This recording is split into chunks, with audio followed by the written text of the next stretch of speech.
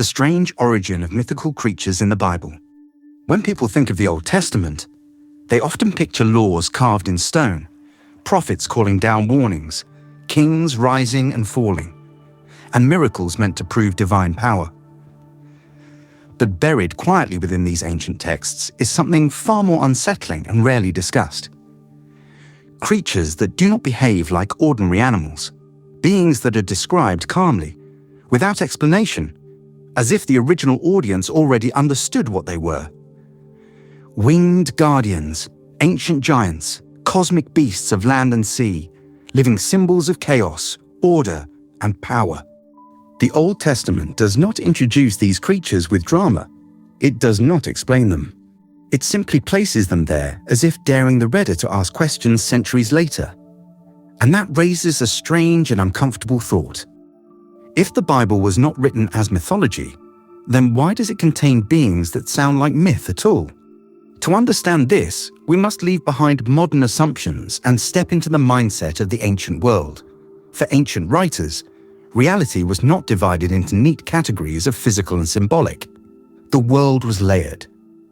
The visible and invisible overlapped. Mountains had meaning. Storms had intention. The sea was not just water, it was danger, mystery, and power. Creatures represented forces larger than humanity, and describing them was a way of describing reality itself. One of the earliest and most influential creatures in the Old Testament appears at the very beginning of the biblical story, the serpent in the Garden of Eden. This being is intelligent, articulate, and purposeful. It is not introduced. It does not need an origin story. It simply exists, already aware, already persuasive. Ancient readers would not have imagined an ordinary snake.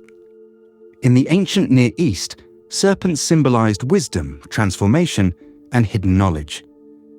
The biblical serpent draws from this shared imagery, becoming a symbol of moral testing and choice rather than simple danger. The text never tells us where the serpent came from or what it truly was, and that silence is important. It signals that the focus is not the creature itself, but the role it plays in the human story. After Eden, we encounter the cherubim. Modern art often depicts them as soft, harmless figures, but the Old Testament presents something far more imposing.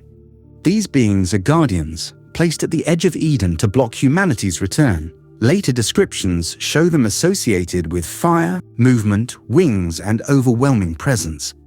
In ancient cultures, similar composite beings guarded temples and thrones. The Bible adopts this imagery but transforms it. These are not independent powers. They serve. They guard sacred space. Their presence communicates a boundary between the human and the divine. Moving deeper into the Old Testament, we encounter creatures that embody something even larger, chaos itself. Leviathan is one of the most striking examples. Described as ancient, powerful, and beyond human control, Leviathan represents the untamed forces of the sea. In surrounding cultures, sea monsters often symbolize cosmic battles between gods. The Bible reframes this idea. Leviathan is not a rival deity. It is a created being. Powerful, yes, but not ultimate.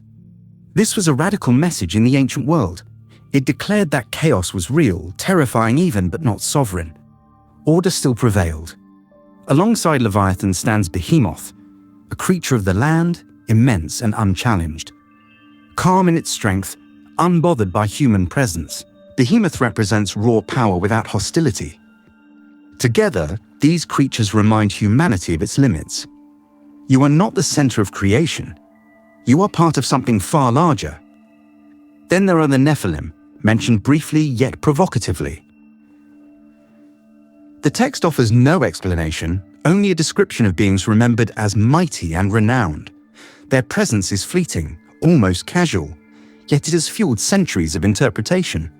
Ancient audiences may have understood these references through shared cultural memory, while modern readers are left searching for clarity that the text refuses to give. This lack of explanation is not accidental. Ancient texts often preserve mystery rather than resolving it. The Old Testament is comfortable with unanswered questions. prophetic visions introduce another category of strange beings. Ezekiel's visions describe living creatures with multiple faces, wings, and movement beyond ordinary space. Wheels within wheels.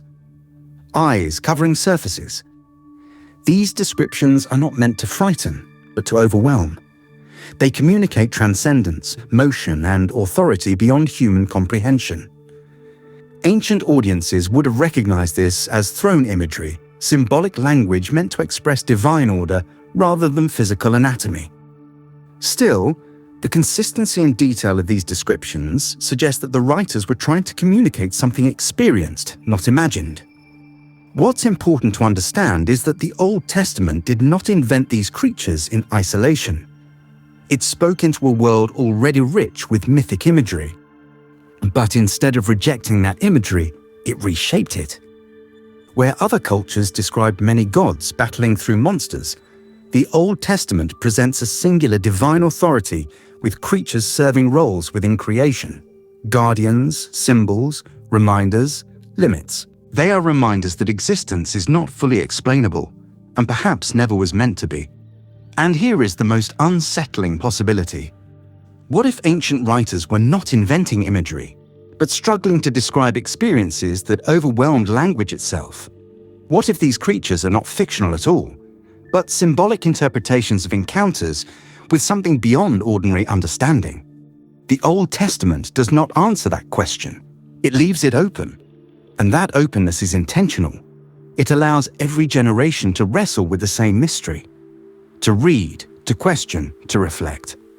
The strange origin of mythical creatures in the Bible ultimately asks us something far more personal. Are we willing to accept that the world may be stranger than we think? That faith may include mystery rather than resolve it. That not everything meaningful can be explained, categorized, or controlled.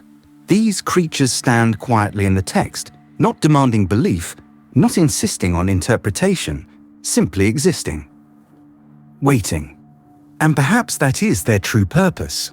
Not to frighten, not to confuse, but to remind us that the ancient world saw reality as vast, layered, and filled with meaning beyond human reach.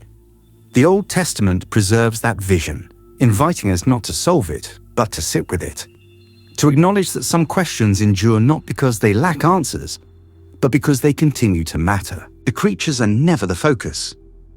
What they represent always is. This brings us to the tension modern readers feel. We want to classify. Literal or symbolic, real or imaginary. Ancient writers did not share this need. For them, truth could be communicated through image, story, and symbol without losing its seriousness. A creature could represent reality without needing to exist the way we define existence today. And yet, the Bible never denies their reality either. It leaves room. That ambiguity is deliberate. It invites reflection rather than certainty. These creatures challenge modern readers because they resist simplification. They suggest that reality may be more layered than we prefer, that ancient people may have experienced the world differently. That mystery was not a flaw, but a feature. And this leads to deeper questions. Why do we feel uneasy when texts refuse to explain themselves? Why do we struggle with mystery? Why do we demand clarity where ancient writers offered awe? Perhaps it's because mystery forces humility. It reminds us that knowledge has limits. The Old Testament uses these creatures not to distract from faith, but to deepen it. They remind readers that the universe is not small, not controllable, not centered on human understanding. Now pause and consider this. When you read these passages, what do you feel? Curiosity? Discomfort? Skepticism? Why do you think these beings were preserved in Scripture instead of removed or clarified? What purpose do they serve in a text meant to guide belief and behavior?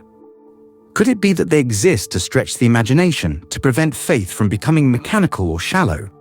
The strange origin of mythical creatures in the Old Testament is not about hidden monsters or secret lore. It is about worldview, about how ancient people understood power, chaos, protection, and meaning. These creatures are the language of awe. Before we leave this subject, it's worth slowing down and asking why these creatures continue to fascinate us thousands of years later. Civilizations have risen and fallen, languages have disappeared, and belief systems have changed, yet these beings remain frozen in the text, untouched by time. Why didn't later editors remove them? Why didn't translators soften them? Why weren't these descriptions clarified or explained away as metaphor? The fact that they remain suggests that their ambiguity serves a purpose.